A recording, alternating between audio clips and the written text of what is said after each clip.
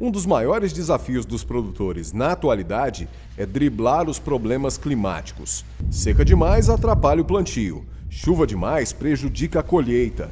Saber a hora de plantar e o momento exato de colher pode ser o diferencial entre o lucro e o prejuízo.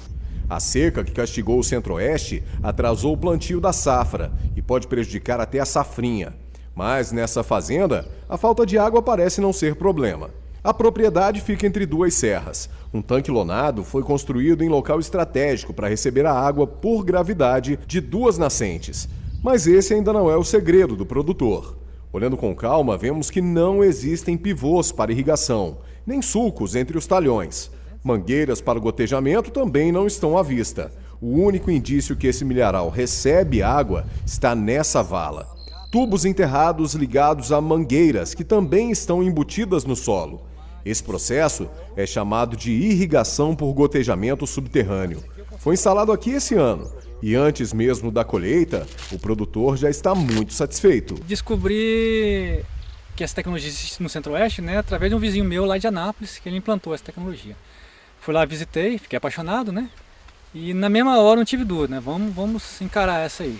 E o resultado, vocês vão ver nas imagens aí, tá bem surpreendente. O sistema é bem parecido com o gotejamento tradicional. A diferença é que as mangueiras ficam enterradas a 30 centímetros do solo e a água é injetada diretamente na raiz das plantas. Tudo é controlado por essa casa de bombas, que funciona de forma automatizada. O produtor define quantas vezes, por quanto tempo e em quais dias vai irrigar a lavoura. Diferentemente do gotejamento tradicional, a pressão é controlada em todos os bicos, diminuindo o risco de uma planta receber mais água que a outra.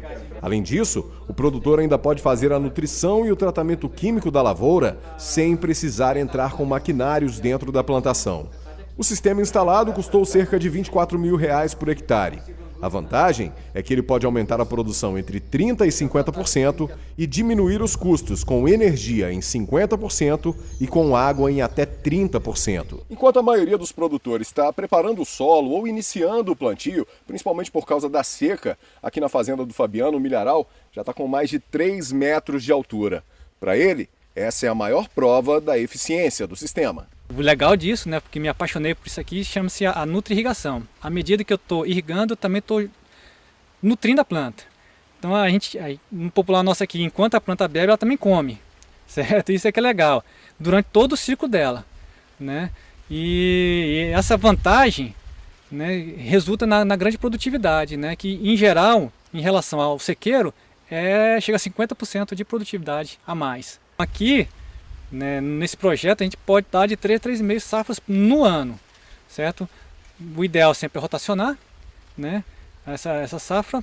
Então vamos dizer que aí se você produz o dobro e vezes 3 lavouras no ano, em relação ao plantio de sequeiro, você tem na mesma área ser multiplicado por 6, Ou seja, eu aumentei minha produtividade 6 vezes na mesma área. Isso é que é o bacana desse projeto aqui. Apenas 4 produtores do estado de Goiás já utilizam esse método de irrigação, que foi até motivo de um seminário em Brasília. O Fabiano estava lá, acompanhando tudo para tentar pegar mais alguma dica sobre a utilização.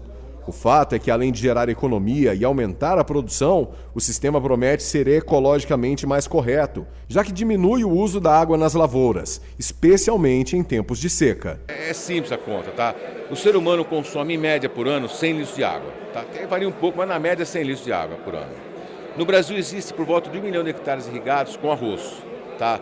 Se você tirar a tecnologia de inundação, ela é irrigada por inundação, trocar de inundação para o gotejo, a economia de água que vai gerar, e considerando que a gente consome 100 litros por dia, é suficiente para abastecer 301 milhões de pessoas por um ano.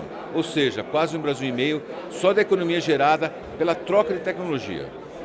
Para o presidente da Comissão Nacional de Meio Ambiente e Recursos Hídricos da Confederação da Agricultura e Pecuária do Brasil, os produtores devem sempre estar atentos às novas tecnologias para aumentar a produção e, principalmente, preservar os recursos naturais do país. Nós sabemos que é fundamental o uso racional desse bem natural tão precioso que é a água, principalmente como insumo fundamental para a produção de alimentos, né? Reduz custo, aumenta a rentabilidade, melhora a regularidade no fornecimento da água e contribui inclusive para a sustentabilidade ambiental, porque você aumenta a produtividade da área já em atividade produtiva e evita pressão por abertura de novas áreas que estão, por exemplo, em floresta ou preservação.